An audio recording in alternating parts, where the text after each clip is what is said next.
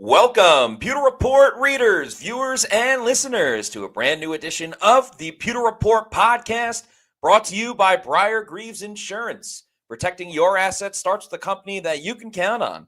So whether it's auto, homeowners, flood, boaters, or business insurance, there's nobody better in the business to work with than the great people over at Briar-Greaves Insurance. For more information about them, visit their website, briargreavesinsurance.com, or give them a call at 813-876-4166. That's 813-876-4166. And make sure you give Briar-Greaves Insurance a call, because if you do, you will automatically be entered into a raffle to win tickets in the lower bowl section at Raymond James Stadium for the Bucs Thursday night game against the Falcons on December 11th. It's also the Creamsicle game as well. So make sure you give Briar-Greaves Insurance a call. It is a Bucs post-game podcast. We're talking about a Bucs win. They end their 3-game losing streak by defeating the Arizona Cardinals 20-17. We had a thrilling touchdown by Tristan Wirfs. A game that came down to the end with the defense doing enough to get the job done. Some big turnovers created in this game as well. So we're going to break it all down for you on today's show. I'm your host, Matt Matera. Joined with me live from Raymond James Stadium is the face that runs the place at PewterReport.com, SR, Scott Reynolds. Scott, how are we feeling after the Bucs finally get back into the win column? Better, because a win beats a loss, but I think this is kind of an uninspiring win, if I'm being honest, right? When you look at what Carolina did today against the LA Rams, taking the fight to them, going toe-to-toe, and then getting that W, that was an impressive win. At the same time, we kind of predicted this. This is going to be kind of a slugfest. I know fans wanted the Bucs to just crush the Cardinals because of the record, but we told you on Pewter pregame and on our Wednesday podcast last week, this is going to be a close game. The Cardinals have a knack of keeping games close. Last week, the Jaguars escaped Arizona with a 27-24 win in overtime. And Liam Cohen and the Jaguars, they're an 8-win team right now. So a little bit of perspective, a little bit of uneven play, too, from the offense and defense. It's a win, so it's satisfying from that standpoint, but it's not that feel-good win that would come with either an upset like we saw from Carolina today over the Rams, or a dominant performance today, which we didn't see. Yeah, I'm in full agreement with you in terms of it felt uninspiring. Like even the defense getting the job done at the end with the big 4th down stop. Right. It wasn't more of a yeah, they did it. It was more of all right, finally, you did it. You know? And it was more like relief. Yeah, relief, definitely, more than kind of celebration, which you would want to be happy. The fact that they, had lost 3 games in a row, lost pretty badly too, against the Rams and against Buffalo. And yes, the Cardinals are scrappy and stuff like that. But it was just, I don't know, the game got super frustrating. I thought a lot of, people go back and forth about Josh Broussard. To me, today, for a majority of the game, I thought it was more player execution than necessarily what was going on with Josh Broussard. I think they got way too tentative at the end of the game, those last drives, and even the big 4th down stop. But then, finally, the offense put stuff together. The Tristan Wirfs touchdown. Bucky Irving scores a touchdown.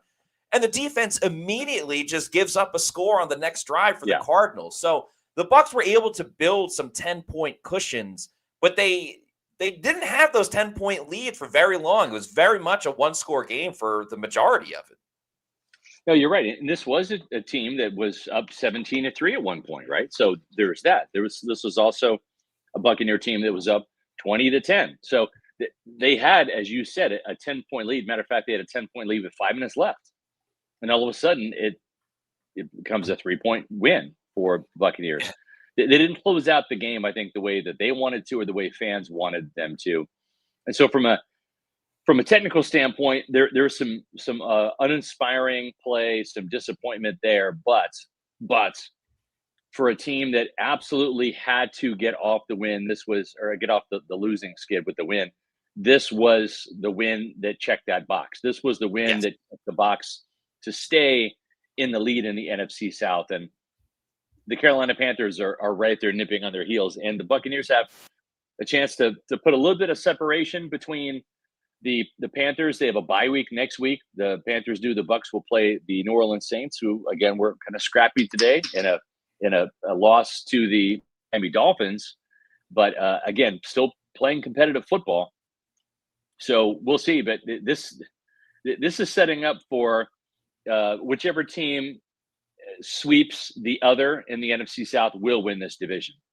Yeah. And if you split it, you better only lose one game down the stretch, and that better be a Carolina loss to Tampa Bay or a Tampa Bay loss to Carolina, right? That's how this is kind of shaping up. You're going to have to play perfect down the stretch, or if you have a loss somewhere in these remaining games, you better sweep the Carolina Panthers if you're Tampa Bay, or vice versa, sweep the Buccaneers if you are the Panthers. So it's stacking up to be a furious finish. Dave Canales is doing a great job up there in Carolina. Mm-hmm. And this is a Panthers team that is going to be for real. Remember the Bucs last year, it took overtime, an Anthony Nelson strip of Chuba Hubbard when the Panthers were already in field goal range, really, for them to come back and win that game. And they got the better of Carolina in the return game here in Tampa at the end of the season. But first things first, they've got 2 more division games with the Saints and the Atlanta Falcons. Tampa Bay just can't afford to stub their toe against either one of these teams. They're going to have to handle business in preparation for that Carolina game coming up. And they're going to get better, too. They're going to play better football. Yeah, there's a lot to learn from this game. I get the feeling that the Bucs and Panthers are going to split, and probably the home team is going to win each game. But I can't make much sense of the Panthers, because they go and beat the Packers, and they have a huge win today against the Rams, and they also drop one to the Saints as well. Yeah. So who knows how this division is going to pan out? But it is certainly going to be a furious finish. A couple of positive notes that I want to talk about from today's game. We saw a vintage or better looking Chris Godwin Jr. In today's game, especially with the yards after the catch. He led the Bucs with 78 receiving yards and 3 catches as well. And then even though it maybe doesn't look spectacular, looking at the stats and everything like that, the Bucs sorely missed Bucky Irving. And I think his impact today, the rushing touchdown, 17 rushing attempts for 61 yards. Again, not like out of this world amazing, but just the way he makes people miss. It's like watching your own separate television show. It's like there's the Bucs game, and then there's Bucky Irving making people miss. It's like, he could definitely get a 10-year television deal just with that show alone. They really, really missed Bucky Irving, and Chris Godwin Jr. and Bucky Irving, to me, were the 2 locomotives of the offense today when they were getting it done, outside of their other offensive weapon, Tristan Wirfs. No doubt about it, Matt. You're exactly right. I think with Bucky Irving, we kind of sense this might happen, right? Bucky's going to have a big run or two. We heard a couple of Bucky chants here in the building, and that's to be expected, where you've got that momentum from the crowd energizing him. He threw a ball into the stands, probably going to cost him a hefty fine, but some fan got a nice early Christmas gift for sure. But it was good to see his juice, the ability that he has to make you miss, to bring the crowd to its feet. I haven't seen a running back do that in Tampa Bay since Mike Allstott, and obviously 2 different style of runners. Yeah. But that wow factor that he brings is just something else. And from this picture too, I will say, not a lot of fans here today. I don't think they do. They have the paid attendance to 61,103. I'm telling you, man, there might have been 50,000 here today. Wow. The upper deck was mostly empty. There was no traffic heading to the stadium. Now there's hardly any Cardinals fans here, right? But I think that's really kind of what is interesting about the crowds at Raymond James Stadium this year, when it's been Philadelphia, right? Or, New York with the Jets and their fans coming down. There's an extra 10, 15,000 people in the building. And Cardinals fans are just non-existent, especially traveling to follow a 3-win team. But very kind of like subdued crowd at Ray J today, outside of those Bucky Irving runs. And I don't know if that played a factor at all, but just kind of noteworthy that it was. I don't know. It just was kind of like a very kind of blah performance from the Buccaneers today. And again, I'm not trying to cheapen this win. They did what they had to do. This was a must-win game, and they won it. We give them the credit for that. And again, we knew the Cardinals were going to keep it close, but you hope that this can be a building block game with the return of Bucky, with Chris Godwin looking for the first time this year like the old Chris Godwin, where we saw some run after catch ability. We saw breaking tackle breaking ability from Chris.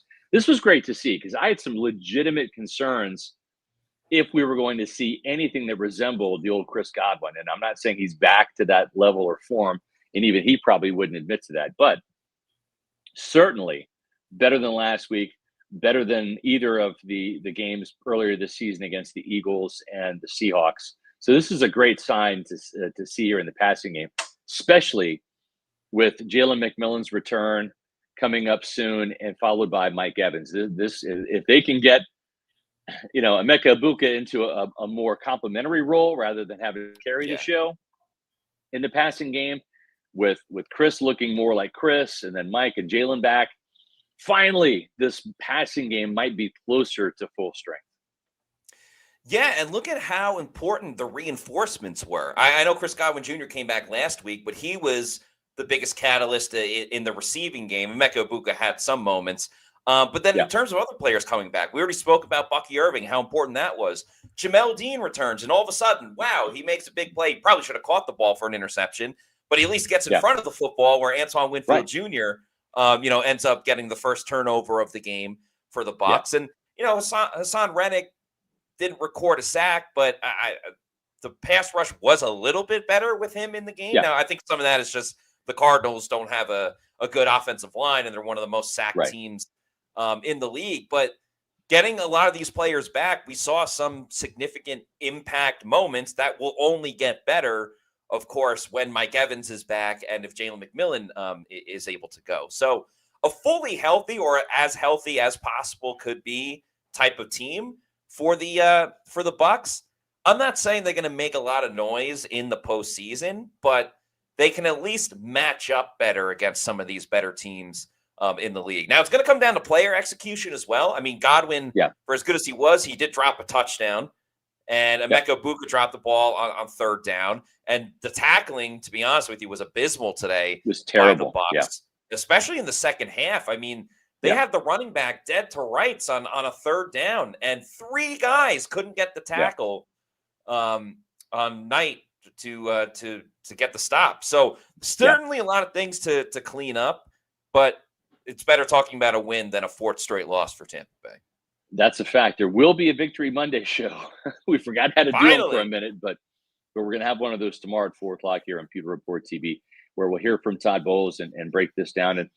And again, it's like, if this team just keeps winning and keeps getting healthier, and if it can get better, incrementally better as this team goes along, as the season goes along, maybe this team gets some momentum heading into the playoffs, right? I think if this team could split or sweep the Panthers and still win the NFC South, might be enough to propel them to do something more than just a first-round exit in the postseason. But speaking of propel, to see Tristan Wirfs get propelled up in the air by Graham Barton, I mean, that's a feat right there, folks. Tristan Wirfs is every bit of 335, 340. And, that's like a scene from Dirty Dancing right there, right? Where Patrick Swayze was hoisting Jennifer Grey, above his head. Oh, I had the time of my life. I owe it all to you, Baker Mayfield, for throwing me a touchdown. I mean, there you can see right there. They're pointing up like, let's go up and do this, right? I asked Graham how his back was after the game, and he said, I managed, it's probably a little bit more sore from the game itself rather than hoisting Tristan Wirfs up. But great to see. I think Tristan kind of spoke this into existence a couple weeks ago when he was actually talking about it, and it kind of manifested itself. That wily Josh Grizzard put that play in right after Tristan talked about it. So Again, and I'm kind of with you. I think this was more about sloppy execution. And honestly, if we can just say it too, I think the officiating, especially in the first half, was just abysmal. Oh my God. A holding call on Tristan Wirfs? Yeah. Yeah. That's a classic, you know, trap and snatch and taking the guy down, right? That's a legitimate offensive line maneuver that's taught. And the fact that was called, and then for Tez Johnson to literally not even have his hands extended, but just to kind of like bump into a Cardinals defensive back and get an offensive pass interference call on what should have been Rachaad White's touchdown catch was also abysmal. I just thought that the officiating again was horrible. No surprise there. It's just a joke this year in the league. But as Tristan said, he thanked the officials for that call because if not for that do-over down there by the goal line, Rachaad White would have the touchdown, and Tristan Wirfs would still not have a touchdown today. But we asked him after the game, when was the last time you scored a touchdown? He said he blocked a punt in high school and scooped and scored. That's the last time he's crossed the end zone with the ball in his hand. So congrats, Tristan Wirfs. I think Vita Vea, I did see Vita Vea talking to Josh Grizzard, and I'm not kidding, talking to Josh Grizzard after the game. So maybe Vita's lobbying for, his own shot at a big man touchdown. It's been a while. I think 2019 at Atlanta was the last time Vita Vea scored a big man touchdown. You were there for that game. I was, yeah, very memorable moment. And now you and Tristan Wirfs have something in common with blocking punts that we found that out. But back in high school, such an awesome moment with the Tristan Wirfs touchdown. As you mentioned, he was talking about it recently in the locker room. I want to say like a week or two ago. He wanted the football. It's such a phenomenal moment. I mean, big man touchdown. I would love to see a goal line formation with Tristan, maybe in the backfield, but Tristan and Vita Vea, in the backfield together or whatever the case may be. But hey, he's an athletic guy, wide open. And I don't want to hear anyone say that Josh Grizzard isn't creative, because there's nothing more creative than getting your star left tackle the football for a touchdown, his first career touchdown. And it's just one of those like, all right, Baker throws to Tristan Wirfs, what? Like touchdown. It was a super cool moment. I think it got everybody going. I mean, obviously Tristan is so well respected, not just in the locker room, but across the league. And I've had the time of my life watching Tristan Wirfs play football, so it's very well deserved as well to get a touchdown and be rewarded for it. It'll just help his Hall of Fame resume. All the All Pros. Yeah, we can add in one career touchdown too. But that to me, that's the highlight moment of the game. You don't see that too often. It was a special moment. I think it's one that fans will always think about when it comes to Tristan Wirfs. I agree. And I took your advice, Matt. I took Kate Otten on the under today, and I also took Baker Mayfield on the under, because I kind of sensed this game today from him, under 200 passing yards. And as Brian here says, Baker cannot throw an accurate deep ball. Baker's been spotty with his accuracy. I don't know if this has something to do with the shoulder or just him just not being sharp today, but just kind of sensed this was going to be kind of that day for him, with him kind of rushing back to play. And again, as much as we can criticize and nitpick Josh Grizzard for a play call here or there, and he probably would agree that he'd love to have some calls back. I think Baker would love to have some throws back as well. And he also said too that, and again, not trying to make excuses for the Bucs offense, but even Todd Bowles said what Carolina does so well is they have almost like these amoeba fronts where they've got guys like Josh Sweat could be a pass rusher at edge. He could play inside nickel rush. He could drop into coverage. Todd Bowles is not the only guy that drops his pass rushers into coverage. We saw that with Josh Sweat today on a couple of reps. But it's kind of a hard front to kind of game plan for, because they can just do so many different things in terms of rushing, dropping, showing 6-man fronts. They can run a 3-3-5. I mean, there's just a lot of things they can do. And I think that's part and parcel to why they have had so many close games this year. They haven't been on the winning side of it, because I don't think they're that talented. But also give Jacoby Brissett some some props. He wiggled out of about 3 or 4 sacks today, and I think the Bucs pass rush was okay today, but I think they left some sacks out in the field, and better tackling up front, better tackling the back end could have helped the defense overall. I think the Cardinals outgained Tampa Bay by over 100 yards. That probably shouldn't have happened, but it did. And so again, a good win, necessary win. Not a sensational win. If you're looking for a sensational win, look at what happened with Carolina today and how they were able to take care of business against the Rams. That was a win. I told Baker Mayfield that they won, and he was very surprised to hear that. Yeah, he was perplexed. Yeah, when you asked him that. Yep. But speaking of the Panthers, actually, our first super chat of this show is talking about the Panthers. So thank you to JTP155 for the $2 super chat. Says those fighting Canalises, though. Yeah, I mean, that was a crazy back and forth game. All the credit in the world to the Panthers for defeating the Rams, who, whooped the Bucs on Sunday night just a week ago. If we're talking about quality wins, the Panthers have more quality wins than the Bucs do, at least as of late. Again, that Packers win certainly tonight or this afternoon against the Rams. Now, ultimately, that doesn't matter because it's not college football and you don't need style points and stuff like that. But yeah, I mean, it's a tough one. We kind of looked at this game as, all right, this is one where the Bucs can get another leg up on Carolina by beating the Cardinals and having the Panthers lose to the Rams. But now it just keeps the race that much more intriguing and that much closer, because the Saints game should be a win, but we know how the Bucs have struggled against the Atlanta Falcons in recent seasons, even with the Falcons struggles, and they lost to the Jets today. So they're certainly not looking great by any means, but I don't know. Now we can't rule out Carolina to lose even some of these, close games that they have. And if sorry, go ahead. I was going to say, Bryce Young outdueled Matthew Stafford today. Stafford threw 2 interceptions, had a sacked fumble. One of those interceptions was a pick six. Bryce Young was perfect. 3 touchdowns, no interceptions today. He and Tedero McMillan are finding a groove. And I think McMillan probably the front runner for the NFC or the NFL Offensive Rookie of the Year awards at this point in time. He's playing really good football. He's that first rounder that they had hoped he would be, and they needed him to be, and he is. He is that big wide receiver that Dave Canales needed for Bryce Young. Yeah, I agree. I hate to say it, but I think he surpassed Emeka Egbuka as Offensive Rookie of the Year. Especially a tough drop for Egbuka.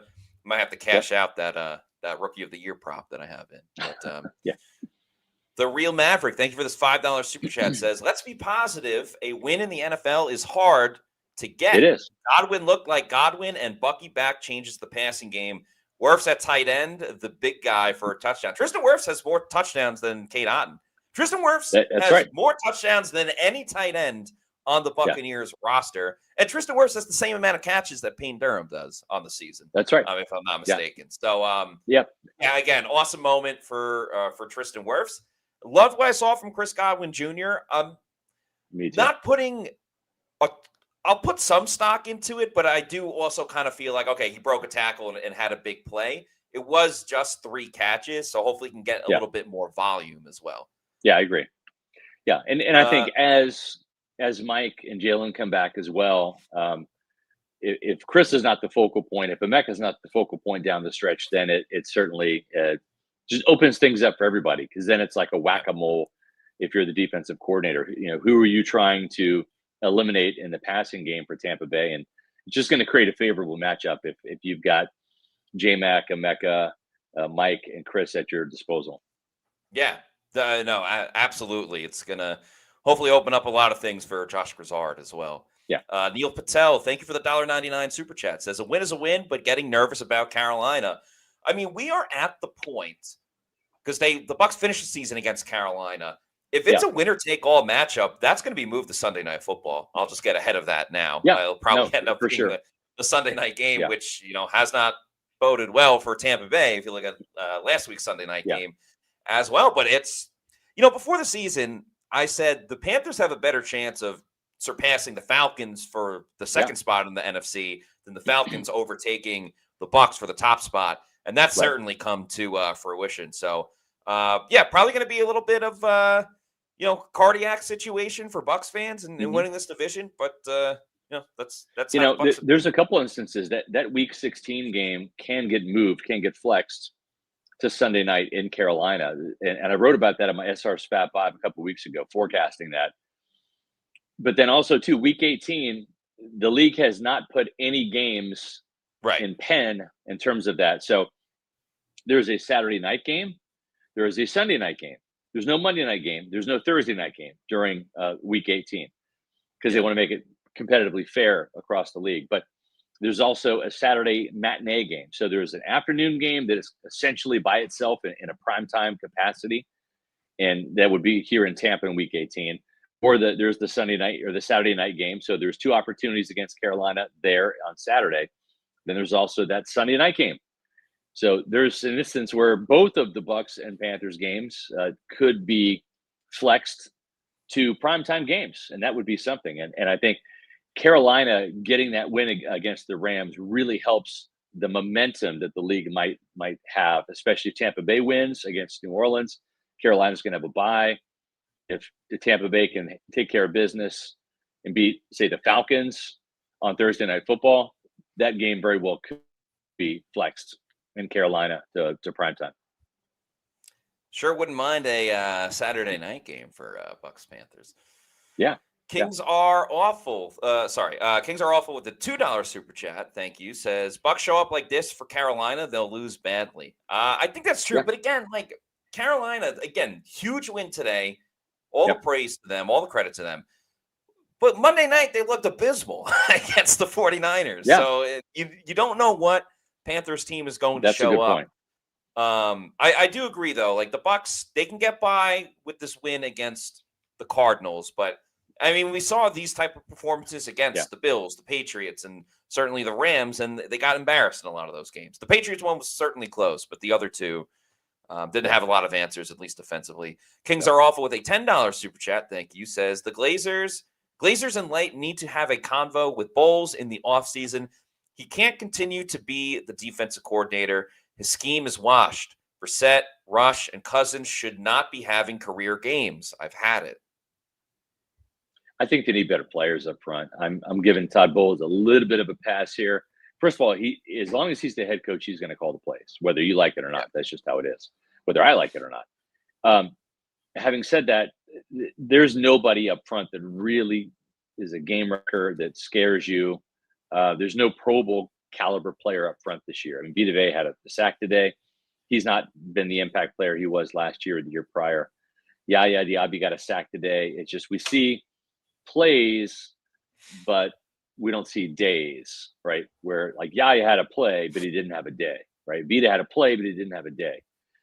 We need to see days where somebody probably not on this team just has a day and just takes over a game, and you feel his presence, you feel his impact from start to finish, right?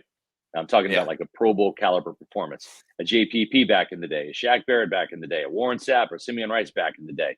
Not that they need a Hall of Famer, that'd be nice, but they don't have that person up front that is capable of really having a day and taking over a game. And until they get one, it's going to be hit and miss. It's going to be, manufactured pressure.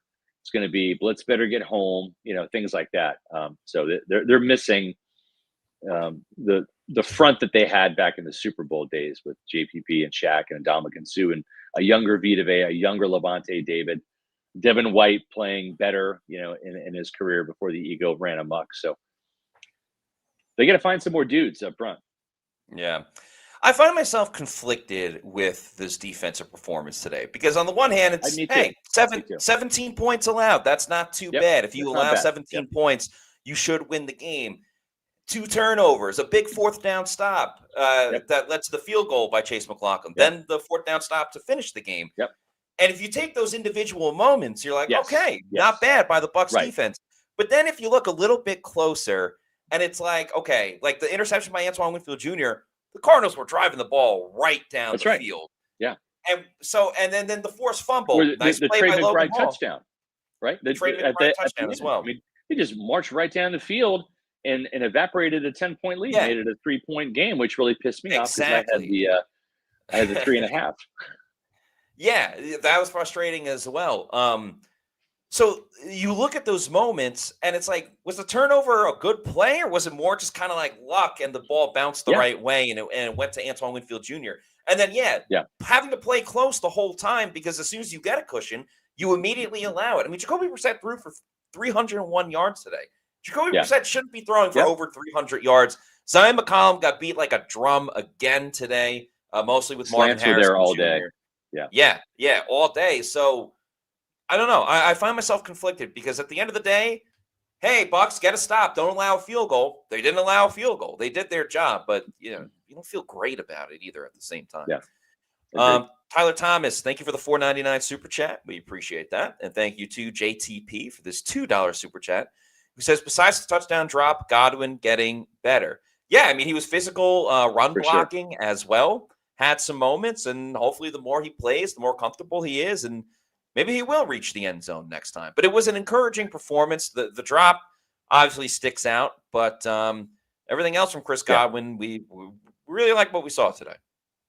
Huge step in the right direction. Kind of eased some concerns for me because I was very unsure if we were going to ever see anything close to the old Chris. And I think we saw something closer to the old Chris today. And hopefully this is a trend that continues each week. Definitely. Mr. King 03, thank you for the $10 super chat, says, why did Bucs fans think the Cards were just going to lay down and take it? They are significantly better than their record. While this game could have been better for Tampa, it's the NFL. Let's see how it goes. Yeah, I don't remember all of our picks, but I think everybody picked within 4 points this game. The Bucs were going to beat the Cardinals, but it was going to be close in terms of the Pewter Report picks, man. Yeah, I think I predicted 27-21, but that's still like a one-score game. And I thought the Cardinals before the season were going to maybe not be a playoff team, but I like surprise more than I think people realize. But yeah, they've just been on the wrong side of a lot of those one-score games. So. Well, I mean, they lost at San Francisco 16-15. They lost against the Seahawks 23-20. They had a bad loss to a terrible Tennessee team, 22-21. They lost to the Colts in Indy earlier this year, 31-27, when Danny Dimes was playing. They lost to the Packers, 27-23. I mentioned before they lost to the Jaguars at home in overtime last week, 27-24. So outside of getting crushed at Seattle 44-22 and then losing at home to the 49ers 41-22, every single loss has been a tight game just like today. So no surprise. You're right. Aaron Sheff, thank you for the $4.99 super chat, says Canales greater than Bowles. Bowles needs to retire and get some fresh blood in next year. I wouldn't mind like some fresh blood in the coaching staff. Me too. I agree. But Bowles is loyal to a fault. And outside of, I mean, special teams was really good today, but outside of probably moving on from Thomas McGahee, I don't see too many changes happening to the defensive side unless there's like retirements or, other job opportunities pursued. Yeah, we'll see how this season ends. If they win the division, have another early first round exit, we'll see, who the culprit is, which side of the ball. That might be an instance where they force some, like the Blazers force some changes and they say, Todd, we want to keep you. We like you as a leader of men. And, this team plays hard for you. You're well liked in the locker room, but we need to see more. Easy the Great, thank you for this $1.99 super chat, says our pass rush is absolutely abysmal. It was better today. Again, I kind of think that's just more of the Cardinals' inability to pass protect than necessarily the Bucs getting home. I mean, there was like almost a comical moment where Jacoby Brissett was able to escape, but Anthony Nelson like collided into Chris Braswell, and neither of them were able to get to Brissett. I believe the Cardinals got the first down on the play. So that's just like, of course, like Chris Braswell's close, but I can't make the play. So I don't know. It is what it is with the Bucs pass rush. They'll probably look pretty good against the Saints, and immobile Kirk Cousins, and then against Carolina they won't be able to touch Bryce. Yeah, that's just kind of how it goes. See, here's part of the problem when it comes to the front six, front seven. Apparently, the Bucs tried to sign Keith Sweat, the R&B singer, as opposed to Josh Sweat. So maybe they would have signed the right Sweat, then maybe they would have more of a pass rush. I don't know. If that's meant to be a joke or just a typo, but I just Cruise Official, thanks for the $1.99 super chat. Says, happy we got the win, but this one feels so meh.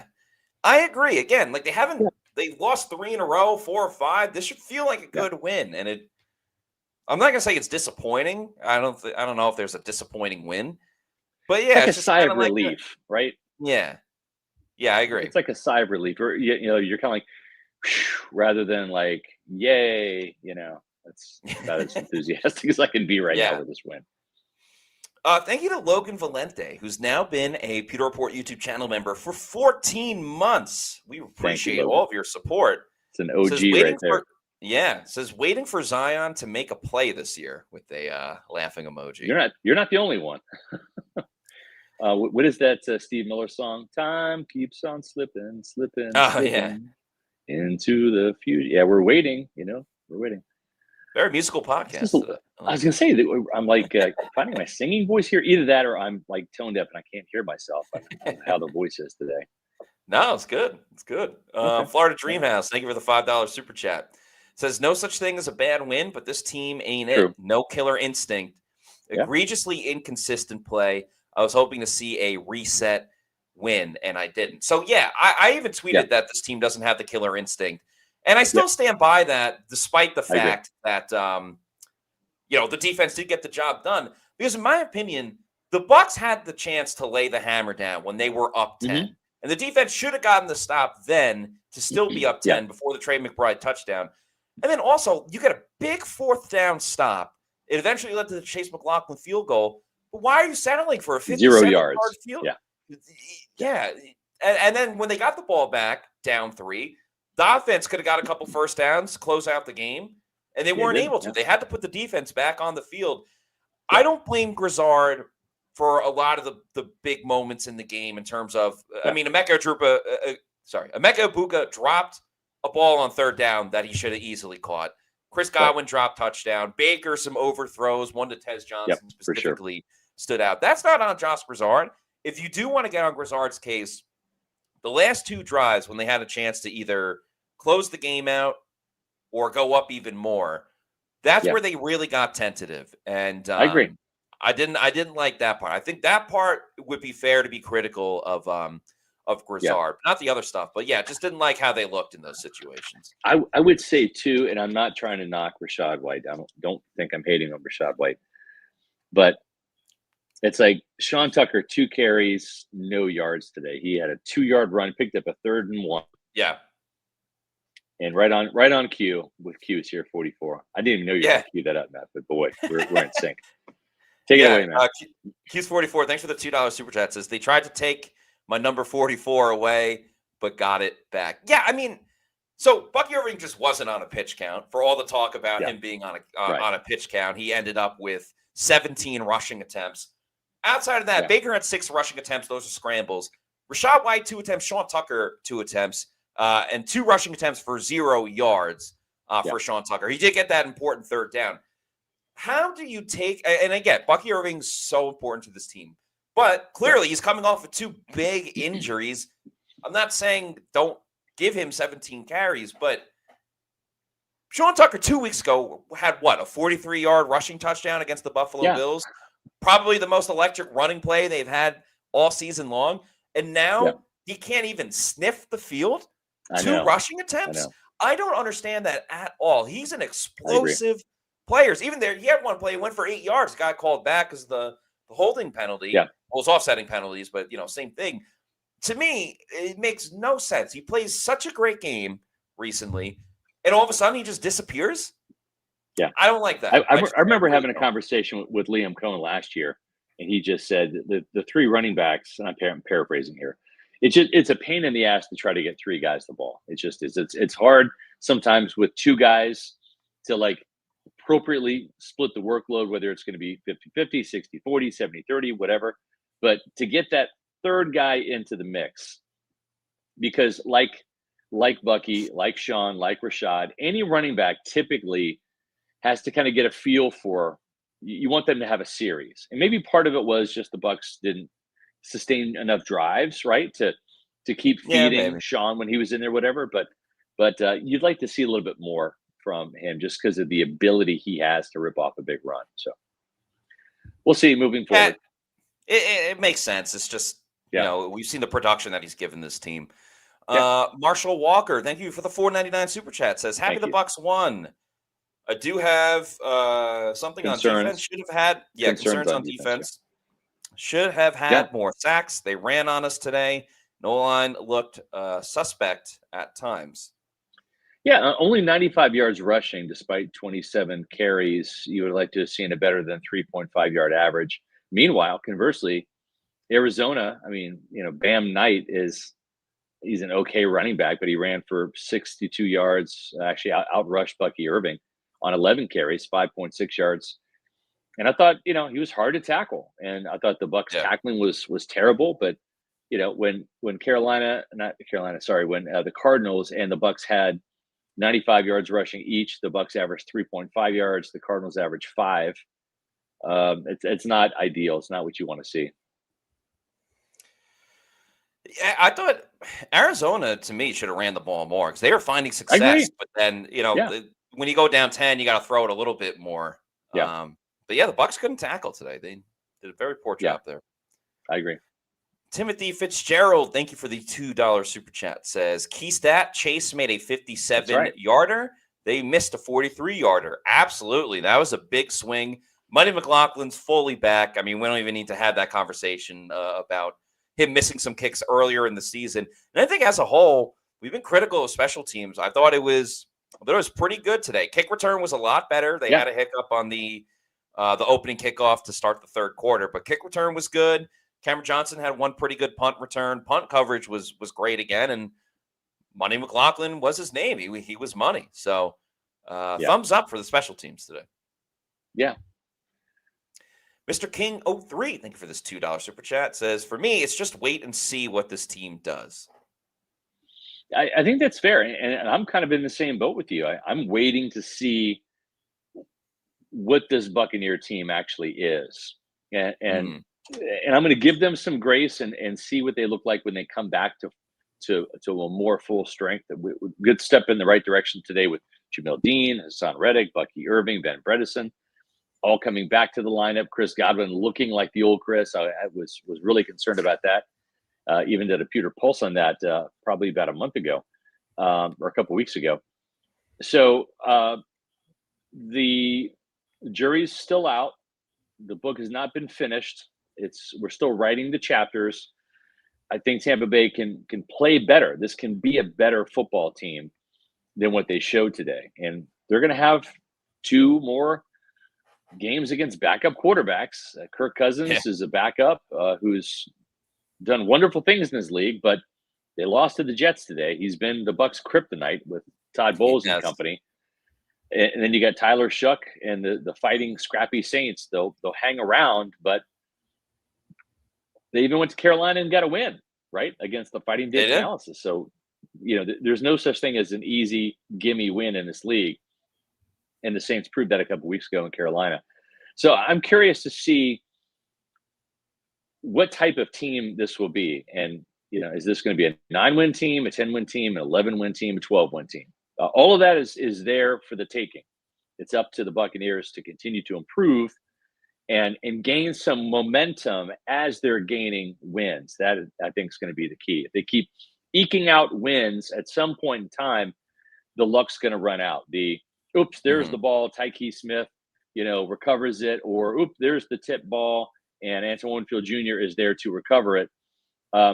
Those were fortunate plays. I said luck, but maybe fortune is the better word because you have to kind of be in the right place at the right time to capitalize on those plays. But still, there was some good fortune there.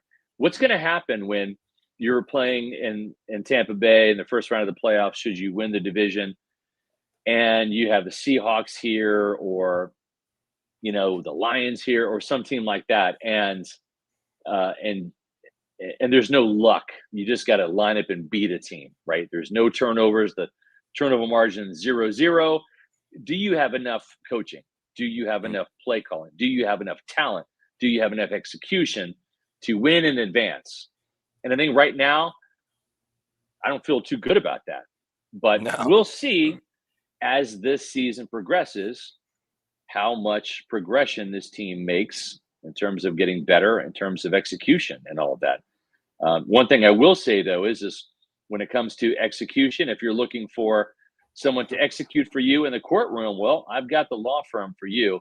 It's our good friends over at Jorgensen Law. Welcome to Jorgensen Law PA, where our family's legacy drives us to fight for your rights. Specializing in personal injury, workers' compensation, and Social Security, we're committed to winning for you.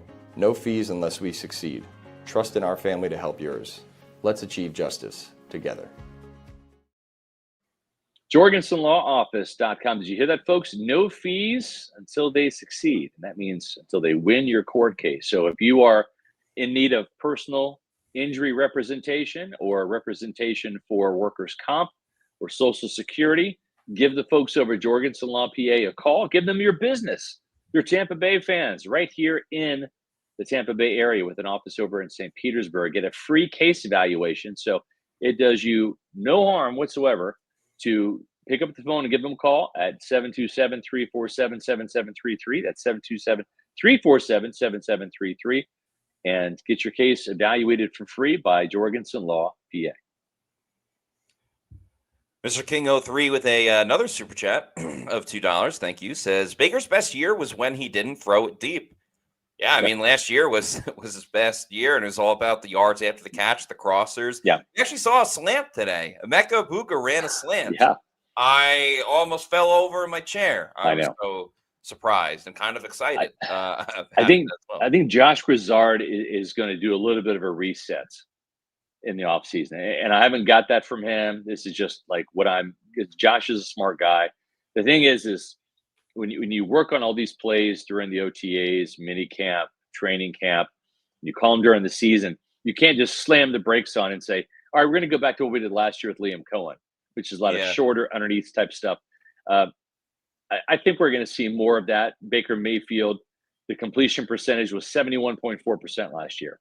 It is closer to 60% this year. So that's a big difference. And I think that's why the Bucs are failing in some of these third downs, because we're seeing too many 3rd and 10, 3rd and 9, 3rd and 8, rather than 3rd and 2, 3rd and 3 situations, man. Yeah, for sure. And I mean, you look at the biggest plays that the Bucs had today. It was Chris Godwin on the catch and run. It wasn't like Chris Godwin was 40 yards down the field and Baker hit him on a bomb. It was, hey, get him the ball, break a tackle, and head down the field. So yeah, I hear what you're saying. Like, you can't just completely stop everything, but it does seem at times the Bucs offense needs to get back to the basics. And also, I think what we've seen with Grizzard is right now we're in a spot. Josh Grizzard is doing a good enough job where he should be the offensive coordinator next season, but he's not doing a good enough job where he's going to be poached to be a head coach somewhere else. Right. So maybe a little continuity will finally be good for Baker Mayfield, who has had that in his career with offensive play caller. So kind of found the sweet spot with Josh Grizzard. Cop JG has now become a Pewter Report YouTube channel member. Thank you. Thank you so much. We appreciate that. And speaking of YouTube channel members, shout out to Jay Lewis, who's now been a Pewter Report YouTube channel member for 2 months. We thank you for that. It says CP lost to the Saints. I think talking about Carolina. Yeah, Carolina lost to the Saints. Saints fans say Bucs can't beat them. Good joke. Saints fans got to be miserable. They got a bad team. They don't really have a direction. So let them whine and bitch all they want, because they're in a way worse spot than the Bucs are. Yep. Graphic Detail, thank you for the $5 super chat. Says hindsight being 2020. Tight end Fannin over DB Morrison would have been a steal. Yeah, Fannin's been doing pretty good for the Browns. Obviously, the Browns aren't a successful team. And I do kind of feel like maybe tight end should be an upgrade, after this season, whether it's in the draft or free agency. Yeah, I think they're going to have to. He did have a 34-yard catch today and a touchdown, his second of the season. The thing with Fannin is he kind of is what he was at Bowling Green, which is a high-volume, high-production guy. In other words, he needs a lot of targets to get the production. He's got 48 catches for 462 yards. He's averaged 9.6 yards per catch, which I think is right around Kate Otten, really, in terms of yards after catch. So he's not like this yards after catch. He's not this big play guy like a Brock Bowers or Trey McBride is for the Cardinals. So we'll see. The story's not over for Benjamin Morrison either. It's been a very disappointing rookie season. Just can't stay healthy. The hamstrings have just got him multiple times dating back to training camp, and you hope that the Buccaneers draft an injury-riddled cornerback to replace another injury-riddled cornerback in Jamel Dean. Yeah, that would be tough, especially with how good Jamel Dean has been this season. Yeah. He's probably going to get a big payday in the offseason. Tusk the Third, or Tusk 3, thank you for this $4.99 super chat. Says, talent is one thing. Development is equally important, no? I think Light and Bowles each need some tough love. Yeah, I mean, I think I've done that. I've really gotten on Jason Light's case over the last couple of weeks with an SR SPAT 5. A couple of Pewter Pulse videos kind of hammering home how, this front 6, front 7 is not all that. And they got to do better when it comes to finding talent. We initially gave Jason Light a lot of props for finding all these starters, right? In not just the first round, but day 2 and day 3. But starters aren't stars necessarily, right? And I think we're seeing kind of a lack of star power. Logan Hall was a starter today, right? But he's on his way out of town. Yeah. But what I'm saying? Just he's a starter, not a star, right? And Hassan Reddick is a starter. They signed him hoping he would be better than he is, but he's not a star. So they got to find more star power for sure on defense. Yeah, that's a good point. Like at this current point, if you look at stars on this team, like Levante David was a star at one point. He's not a star level player anymore. It's really Winfield. Jamel Dean, I guess you can make a case. And Tyke Smith, I think is another star power type of guy. Seth Goodfellow, thank you for being a Pewter Report YouTube channel member now for 1 month. Says, any whispers Walker could be back for the playoffs? Talking about David Walker. I don't think so. It's funny because when I saw this pop up, I'm like, who's Walker? I'm thinking, wait a minute, it's David Walker. Yeah. I don't know. He doesn't know the scheme, the defense. He's been, I guess, sitting in meetings, right? But he hasn't practiced. So, well, no, actually, he's not eligible because he was on injured reserve during training camp. So he's not eligible to come back. So forgive me. If you have to be on the active roster on week 1 to be able to come back at some point. No, that's not true either because Jalen McMillan's been on injured reserve. So I guess he could, in theory, come back. But unlike Jalen McMillan, who knows the offense, David Walker he had like a week of training camp. So he's not going to be the savior. No, not at all. Jordy Peterson, thank you for the $9.99 super chat. Says, great to see Godwin back to his former self. With J-Mac coming back and hopefully Grizz knowing how to be better for the offense, we should make a good run. Defense has to be better. Go Bucs. Yeah, Jalen McMillan. I think the offense has to be better too. Yeah, for sure. They left points on the field. Jalen McMillan could be the straw that stirs the drink for this offense. I mean, especially we'll see when Mike Evans returns as well. But McMillan, he was the big play guy last season when on that touchdown streak and everything like that. Of course, Mike can do it. Of course, Godwin is building towards doing a little bit more. But McMillan adds something that this team doesn't have right now. Yep, for sure. Graphic Detail, thanks for this $5. Says, teams mirror their coach. No killer instinct, no fire. Open season strong, then curled right back into the same timid play and scheme from last year. I think there's something to that. I think coaches give off an identity that their players can kind of latch onto. And, Todd Bowles not the most fiery guy. I don't know, though. Tony Dungy won a Super Bowl in Indianapolis and built a good team here. He wasn't good enough in terms of finding the offensive coordinators, enough firepower on offense to really make this a balanced team. It took John Gruden to do that. there might be something to that, with the Bulls. It's just I just thought they kind of played a little uninspired today. They were at home. There were like some ebbs and flows. There were some moments, but it wasn't like the Buccaneers are going to come out and say we're going to do whatever it takes to win this game, and we're going to attack this team full throat and just dominate them. And the Cardinals just said, no, you're not going to dominate us today. We're going to move the ball at times. We're going to score points at times. We're going to get stops at times and make life hard on you. And that's exactly how it played out. Felt like they were sleepwalking, at least on the first drive of the game, offensively and defensively. It legitimately took the Winfield interception to wake them up, because I agree. They were sleepwalking on that drive. And you would have thought everyone and the crowd would be amped up even more with Simeon Rice getting going into the Bucs Ring of Honor today. But guess it didn't as much. And Dubuque. Thank you for being a Pewter Report YouTube channel member for 5 months now. Thank you. Says, hey, friends, love the coverage. Thank you. Thank you. Today was a much-needed reset for the Bucs. Happy to see it. Antoine Winfield Jr. was all over the place. Defense is concerning. During the game, my wife quoted your coverage from today's pregame show. Thanks. Well, appreciate that. Thank you. That's great. Your whole family for listening to Pewter Report and watching the pregame show and this show right now. So thank you so much for the support. Joel Elrican has now been a Pewter Report YouTube channel member for 15 months. We appreciate that immensely. Says, it was so good, he puts in all caps, so good to hear Godwin's name again. It felt natural to my ears. Go Bucs. Well said. I'm just happy to see him doing well. Obviously, the injuries over the last 2 seasons now has certainly taken a toll. But, it was great to see Chris Godwin Jr. have a really big impact for the Bucs in today's game. Steve Shute, thank you for this $45 super chat. Thank you so much. That is awesome. Says, great job being even-handed when discussing this win. Thank you.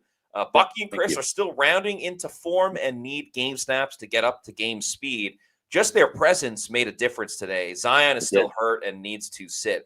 That's a great point about Bucky. Like, Bucky today, when he, again, making people miss, that looked like the Bucky of last year when he was on the all-rookie team. I almost forgot that Bucky hadn't played since, week 4 of the year. So, just more reps, more experience and stuff like that certainly would be a big time for him and overall the success of the team. It's interesting, right? Because we'll never know. But, I like to talk about, alternate realities, Marvel multiverses, that kind of thing. If Bucky and Chris Godwin didn't play in this game, did the Buccaneers win? Does somebody else step up? Does Tez Johnson step up enough to where they win in the passing game? Does Sean Tucker get enough carries to where he has played as well as he has the last couple of weeks? Or did they lose this game without Bucky and Chris? We'll never know. But what I will say is they won this game today because of Bucky and Chris. Without their contributions today, they were the stars on offense. And, of course, Tristan Wirfs with the big man touchdown. That was fun to see as well. Best tight end on the team, Tristan Wirfs. That's right.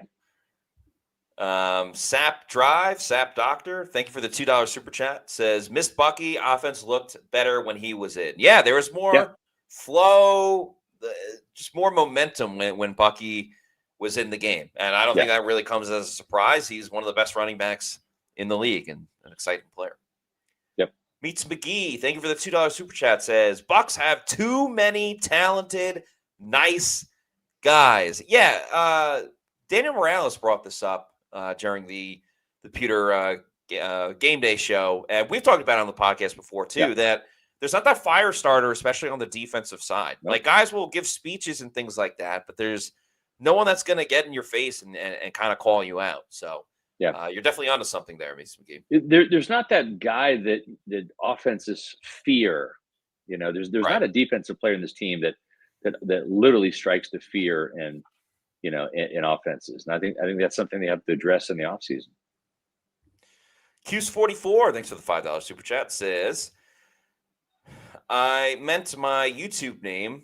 Oh, yeah. They took it away and I had to fight to get it back.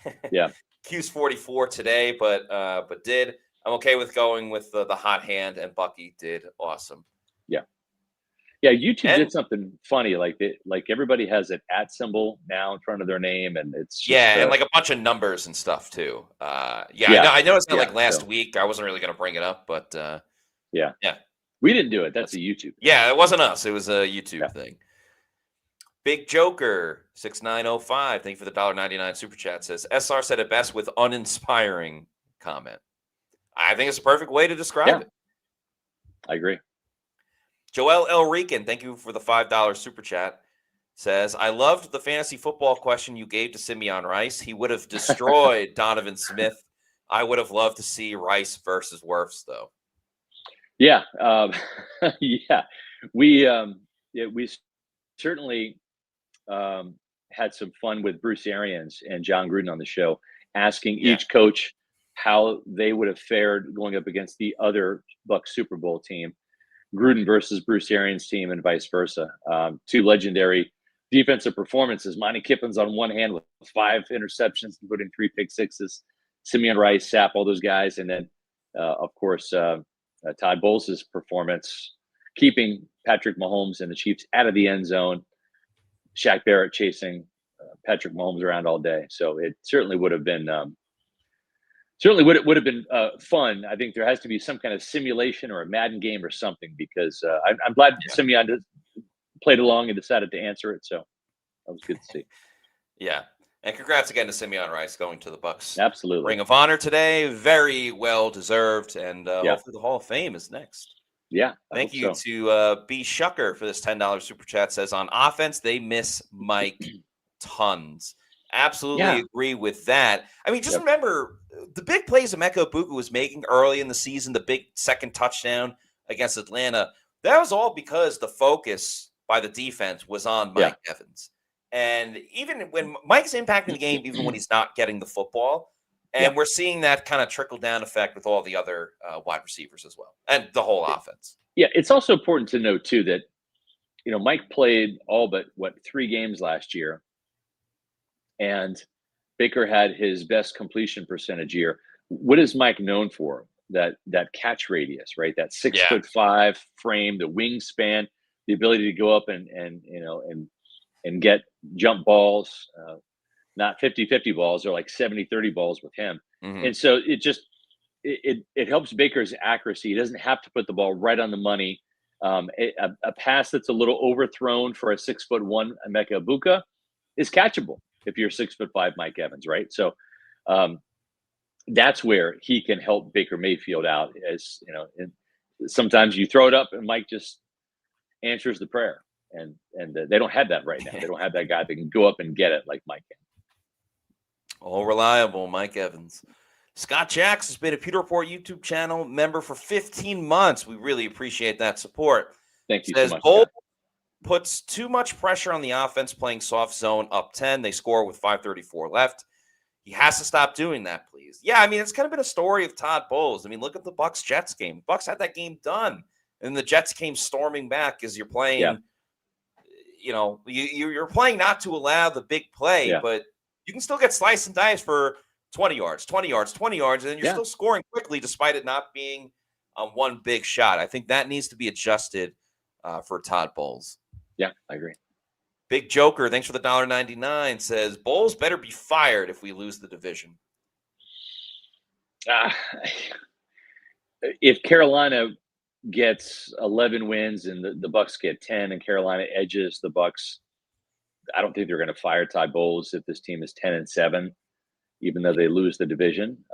It probably puts Bowles on a little bit of a hotter seat next year, but I think Tampa Bay has to just tank for there to be any consideration. Yeah. Remember, the Blazers just signed him to a contract extension, so they don't want to get rid of Todd Bowles. This is essentially a 2-division team right now, a 2-team division with Carolina and Tampa Bay. Falcons lost to the Jets today, right. So but Matt, we talked about this at the end of last year where Carolina was showing some signs of life down the stretch, almost beat the Chiefs, almost beat the Buccaneers. We saw this coming, the bully optimism of Dave Canales. He has turned the Panthers into the Fighting Dave Canales. They will play above their ability sometimes. And sometimes they'll play down to their talent too. Like as you mentioned, Matt, they lost out there at San Francisco. They lost to the Saints at home by 10 points. So they're capable of crapping the bed, but they're also capable of just, knocking out impressive teams. I mean, the Rams are as good a team as there is in the league, and the Panthers went toe to toe with them and knocked them out in the final round. So that's I actually can't believe the Bears are the number 1 seed in the NFC. Who the hell has that? Who the hell has that? That is crazy. Yeah. Yeah, that's crazy. Let's go to Thomas Moore. Also, one last thing with Bulls. As soon as something goes wrong and there's a losing season or stuff like that, people are always quick to make a change. We got to make a change. We got to make a change. Yeah. This doesn't apply specifically just to the Bucs. It's like every team. But sometimes you got to let the coach or whoever's in charge, let's see how they respond. Let's see how they pick up the pieces. Like, imagine if the Rams fired Sean McVay that year where Baker had the crazy game against the Raiders because they had a losing season.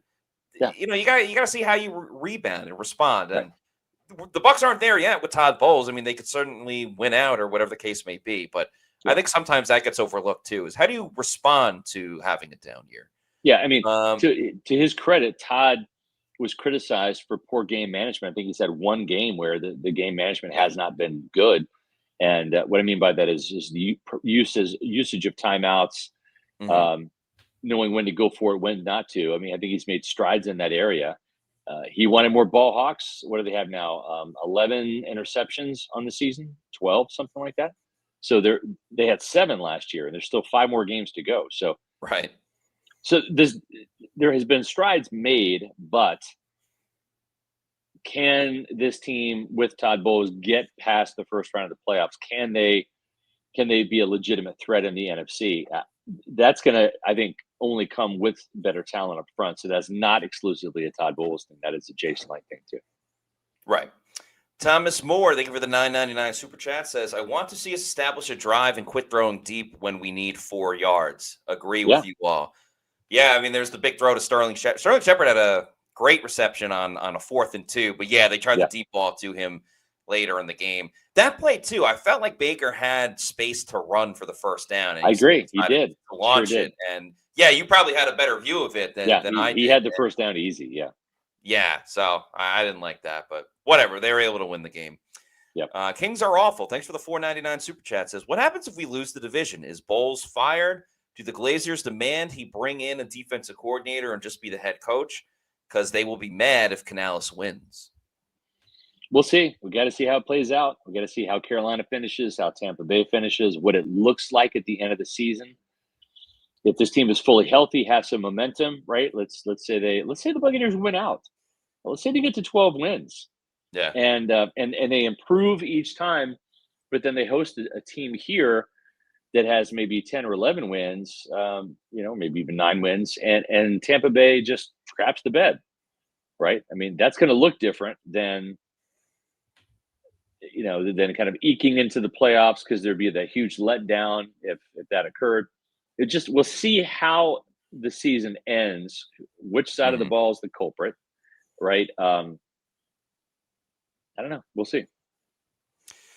I don't have a crystal ball. I don't know how this could be a thing where the Buccaneers beat the Panthers in Carolina, and then Carolina just falls apart after that. The Bucs win the division, easily. I don't know what's going to play out. If I did, I would be rich. There's a lot of different variables and scenarios. There is, 5 weeks left. Some good for the Bucs, some bad for the Bucs. So for sure. We'll see. I do know one interesting variable is the happy hour over at Walk-Ons, because the happy hour does vary. I have some very good news for you. Their happy hour tomorrow from 3 p.m. to close. That's really good. It's even better on Tuesdays. It's all day happy hour from open to close, plus $5 Tito's on Tuesdays. That sounds like a winner to me right there. You can eat like a winner, drink like a champ. They even have a pair of happy hours on Wednesday and Thursday from 3 to 6, and then from 9 to close. So if you want to watch Thursday night football, or you want some college hoops, that's the place to do it. $3.99 domestic pints, $5 premium house pours or happy hour wines, $5.49 get you the 22-ounce domestic drafts, $4 for the Hush Puppies of the Onion Ring, $7 for the Boom Boom Shrimp, a half order of the waffle cheese fries, or the spinach and artichoke dip that I love so much. $8. Well, this will feed me. It might not feed you all, but I don't have the appetite I used to. Cheeseburger sliders, boneless wings, $8. That's hard to beat. And if you want to maybe just get some walk-ons for your home, maybe for the next watch party. Let's say you're not going to the Saints game. Maybe you are. Maybe you should get to walk-ons. But if you're not, you want to watch it at home, maybe have catering done, or maybe get some catering to bring to the stadium before the Saints game. Take your event to the next level with the catering program at Walk-Ons. You can order directly on the app or online at catering.walkons.com. Again, 3 Tampa Bay area locations: Wesley Chapel, my neck of the woods; Midtown Tampa, down there by Matt Matera in the stadium; and then one over in Lakeland. All right. That's going to do it for us on today's show. If you're not already doing so, please make sure you're following us on all of our social media on X, Facebook, and Instagram. We are at Pewter Report. And our YouTube channel is PewterReportTV. Please like and subscribe. Leave a comment on this video how you're feeling after the Bucs defeated the Cardinals 20-17 at home in Tampa to improve to 7-5 on the season. We'll be back tomorrow with a Victory Monday edition of the Pewter Report podcast. That'll be at 4:00 p.m. We'll have injury updates and give the latest of what was said from head coach Todd Bowles when he speaks tomorrow as well. So that's going to do it for us on today's show. For Scott Reynolds, I'm Matt Matera saying thanks, everyone, for watching. The Bucs finally got a win once again, and we'll see you soon for another edition of the Pewter Report podcast. Out.